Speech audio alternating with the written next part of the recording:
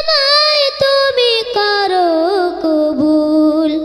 এ দয়ার পথে পথে জীবন সমূল, চলতে আমায় তুমি করো কবুল।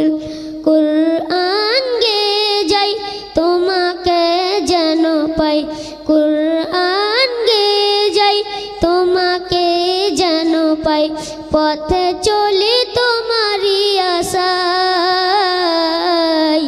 এত ভালোবাসো কেন মালিক আমায়, এত ভালোবাসো কেন মালিক আমায়। আমারই কণ্ঠে তুমি তোমারই বাণী তুলেছ, বুকের দেরাজ তুমি কোরআনে স্থান দিয়েছ।